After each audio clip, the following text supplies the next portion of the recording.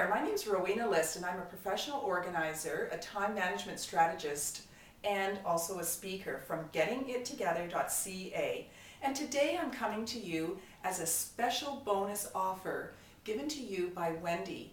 By now you've probably received her book or you've read her book and you've got all kinds of great tips that she presented in her publication. And as a special treat, I wanted to give you this free bonus video on how to organize your inbox. Are you excited? Are you ready for it? All right, so this is the thing. Our inboxes, oh my gosh, do you wish that sometimes yours would just blow up and go away? I know a lot of people wish that theirs would. And you know, it's because of the sheer volume that is in our inboxes that make us sometimes just want to pull our hair out. So the first thing to think about is, what is the limit that you feel comfortable with having in your inbox? You know, way back when email was first created, oh my gosh, I was so proud of myself. Every day I would get my inbox right down to 0. Gone are those days, let me tell you. Then it was like, okay, well, if I can get it down to 15 in my inbox every day, I'll be really happy with that. Then it was like, well, maybe 30 or 40, I'd be happy with that. And now my limit is 50. Man, I tell you, if I have more than 50 emails in my inbox, I start to feel the stress and the overwhelm. But there's some people, and I've met them and I've coached them, they have 500, they have one guy, get this, brace yourself, 50,000 emails in his inbox. He'd never deleted anything. I'm surprised his computer didn't blow up. Now what happens is every time you turn on your computer and you see that plethora of emails coming in, and even if you think you've dealt with them, they're still sitting there. It's a burden. It's a weight on your shoulders. And so my goal and my bonus to you is to help you to get that inbox right down to the bare minimum. Think about it this way. You know, would you keep every single piece of mail, paper mail that you've ever received, and have piles of it all throughout your house? Okay, well maybe if you do, then that's a whole nother video on how to organize your mail and how to tame the paper giants. But we'll get to that at another time. In the meantime, and realistically think about it, you wouldn't keep every single piece of mail that you've opened and potentially read or need to deal with. At some point, you do have to take care of those bills or notices or invitations that are coming in your regular mailbox. Same thing with your inbox. So here's one of the things that I highly recommend. A lot of people think I'm crazy, but I say only check your emails twice a day.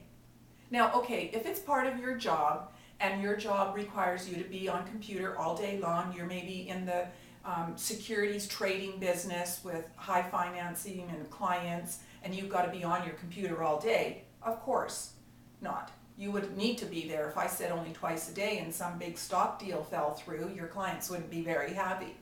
But you know, for the most part, if you're an entrepreneur, if you work in an office, even your personal inbox, most people are checking it so frequently that they're getting overwhelmed in their mind with their emails, and they're not knowing which ones they've dealt with, which ones they need to deal with, and then they're going back and looking at them again and again, and it's just make work project. So here's my recommendation. If you are an entrepreneur and you do not have to check your inbox right very first thing in the morning, check it at noon. That way you've got the morning to do your high priority tasks that need to get done in order to propel your business to the next level. So you're checking your inbox at noon and you're checking it again at 4 o'clock.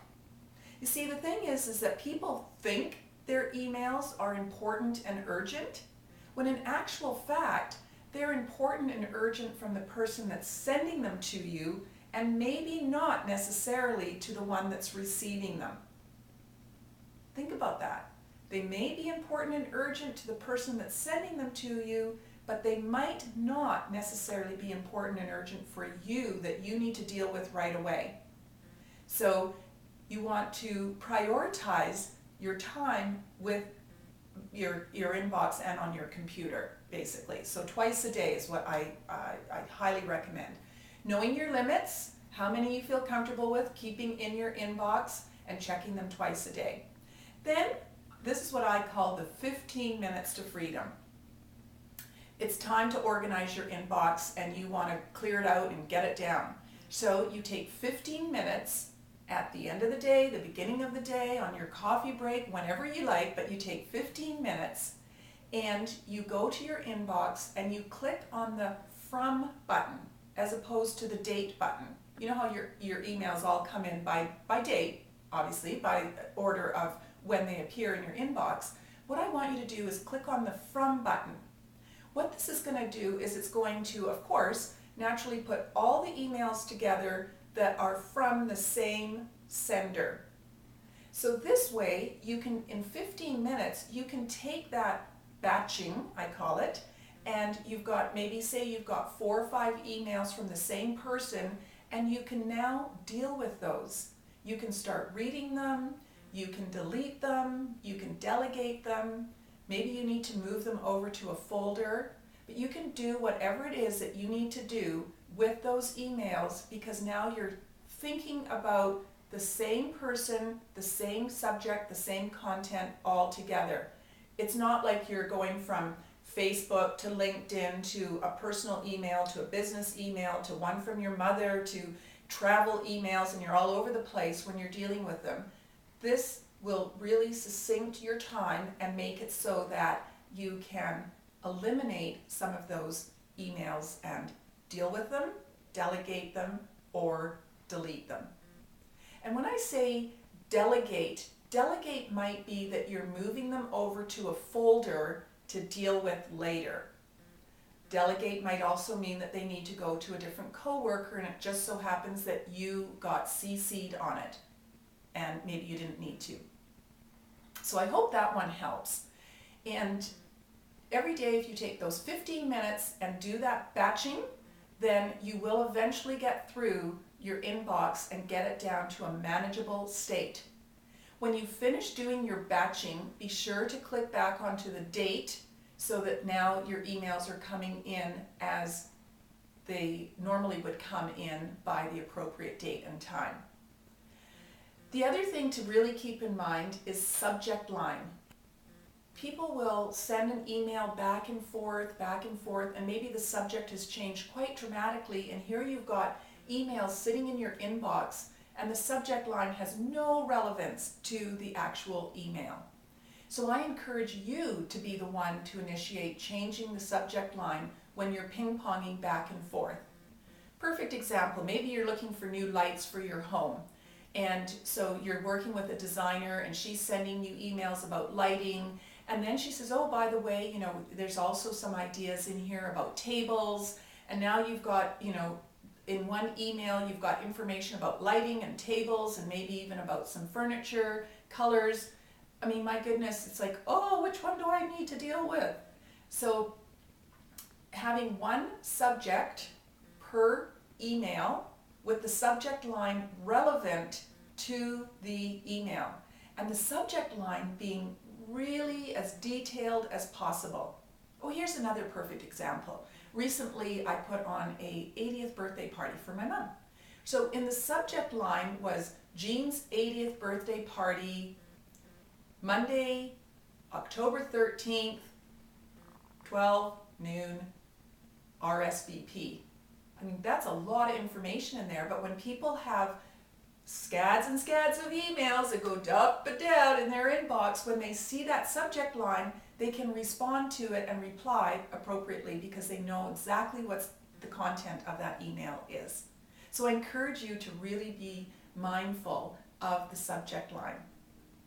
The other thing too is to color code your emails. Now, you know, a lot of people aren't familiar with the fact that you can actually color code your emails. And when you click on your email on the subject line, you right click and a tab will come down that will say tag, T-A-G, it will say tag. And then another tab will come down and there will be colors. And you can select from yellow, red, green, blue, purple, and they have their own indications beside it. So red being important, blue being work, purple is personal, or the other colors to do later. You decide if you want to use their color coding or your own. And so then you can color code your emails within your inbox so that you know which ones to deal with. So for an example, I always color code red as important, things that I need to deal with today. But what I've started doing is, because I receive some great newsletters that I like to read and enjoy, and I find when they go over to a folder, out of sight, out of mind, so I now color code within my inbox the things that I want to read in blue. So when I'm taking my lunch break, I can see quickly in my inbox what's blue, and I can start reading those, and I know that they're educational or personal to reads. And it makes it very easy and straightforward to find what I'm looking for. So color coding really helps you in identifying what you need to deal with and when. Highly recommend it. The other thing is, we've talked a little bit about folders, so let's carry on a bit more about folders. And I like having organized folders, of course. The folders on your computer are no different than the folders in an actual filing cabinet. So you want to name those folders in a way that you will remember and that will resonate with you as to what is in that folder. And not something that only you would understand as well. So, because you might have an assistant come in and help you, or you might have a family member that needs to go and look at your computer if you're not well and they need to pull something out of a folder. So really have those folders named in a very simple, succinct way. So for an example, you might have a to read folder if you like to move everything out of your inbox and move it over to a read folder. Which, by the way, a side note, if you do move things over to your read folder and you haven't looked at it for 2 or 3 months or 6 months or a year, guess what? You're never going to read that stuff. You could delete it all because new stuff has come in already. We're inundated with information overload. So you can clear out that folder. Just like you would clear out a paper filing cabinet, you can clean out the one on your computer as well.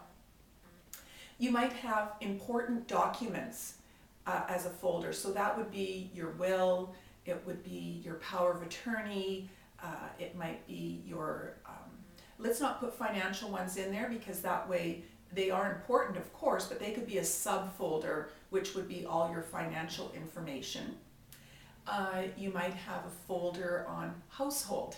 So it might be all your household maintenance information, when you need to change the filter in the furnace, when you last had the roof checked, when the next time that the gardener needs to come and do a big huge spring cleanup. So you might have things like that in those folders. And you might have a work folder, and you might have one for your kids.